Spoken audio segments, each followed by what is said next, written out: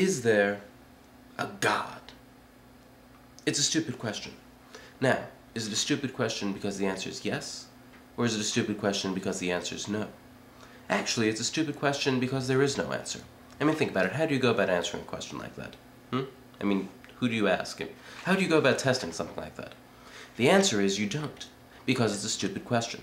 Now, there are some people who are very interested in having this discussion, namely Christians and atheists. Everyone else, I guess, is too mature to get involved in it. That's what my research has led me to believe, my hours and hours of extensive research on the subject. Research.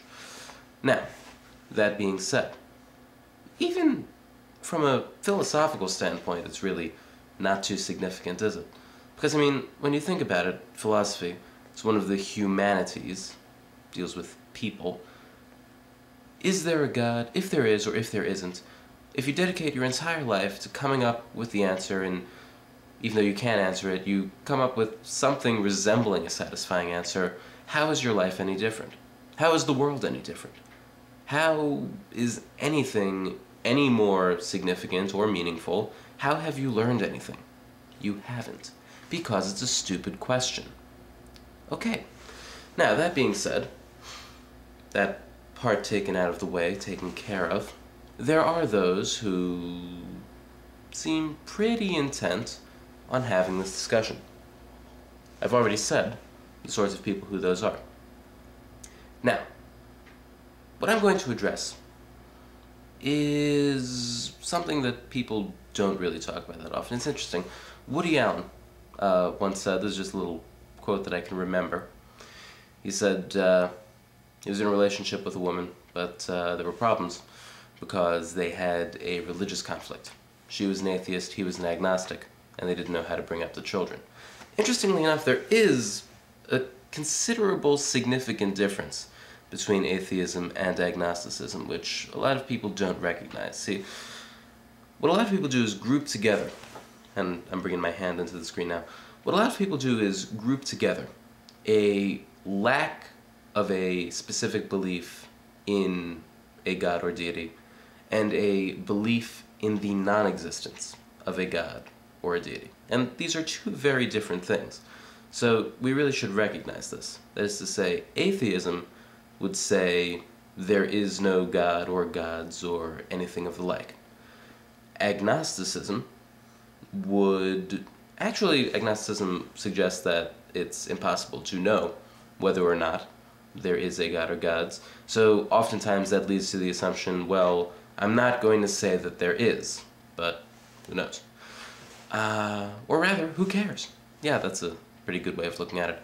I mean, really think about it. What is a God, a deity? A deity is a cultural symbol of a particular religion. So if you don't belong to or subscribe to that religion, why would that deity in any way matter to you? It wouldn't. There's some people who don't seem to realize. But on to the meat and potatoes of the issue, and a side of gravy, and mixed vegetables. Now, Russell's Teapot. Why did I just say Russell's Teapot? Because I felt like it, that's why.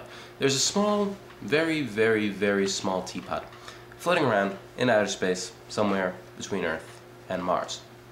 It's very small, so there's no way of knowing that it's there, because we just can't detect it.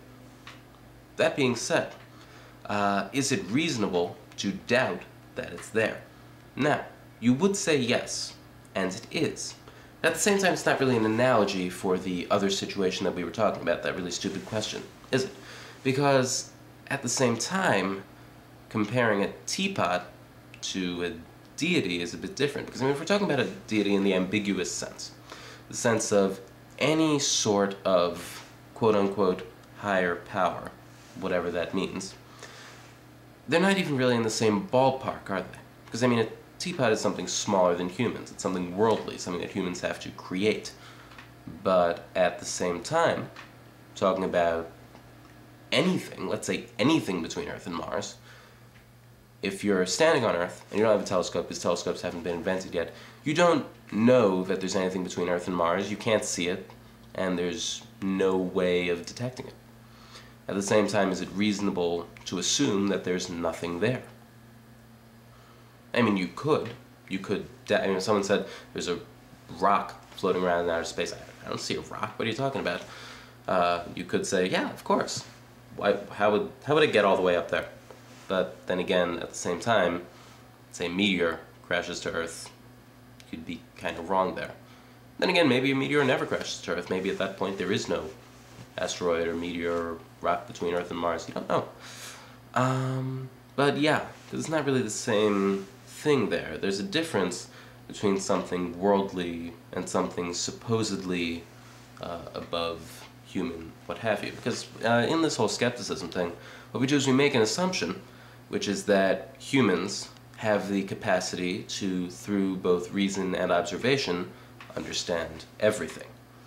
Which is really a silly assumption to make in the first place. I mean, there are quite possibly, perhaps even probably, we don't know the odds to determine probability here, but there are quite possibly things, not necessarily gods, just things, anything, that exists beyond a human level of observation and comprehension, that we have limited faculties, so there are things that are very much in existence that we're still not privy to because we don't have the capacity to observe them.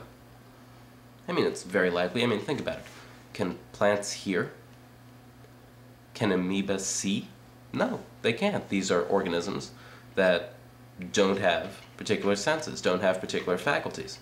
So, likewise, there are probably things that exist to be observed that, again, are in existence, but that humans don't have the capacity to observe for themselves. So, to assume that there is nothing there would just be a rather closed-minded view of things, wouldn't it? Wouldn't it? Yes, it would be.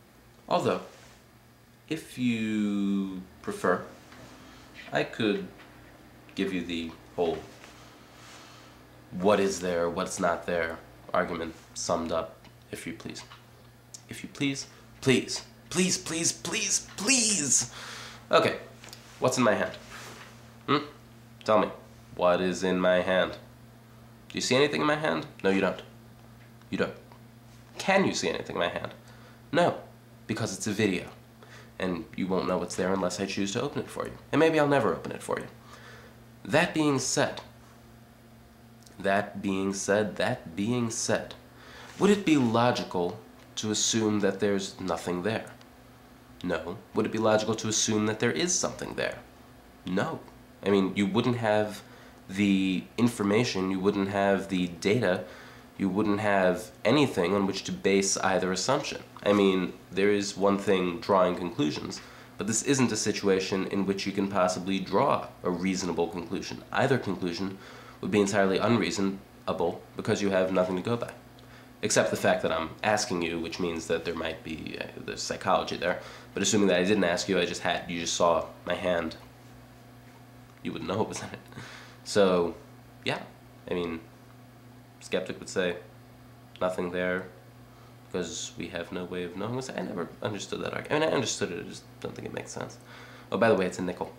So if you had said there's a penny in my hand, you'd have been wrong. At the same time, if you'd have said there's nothing in my hand, you'd have also been wrong. Then again, that was also a very stupid question. Okay, that's about it for today. Do you like my shirt? Oh, I'm so pretentious. Goodbye.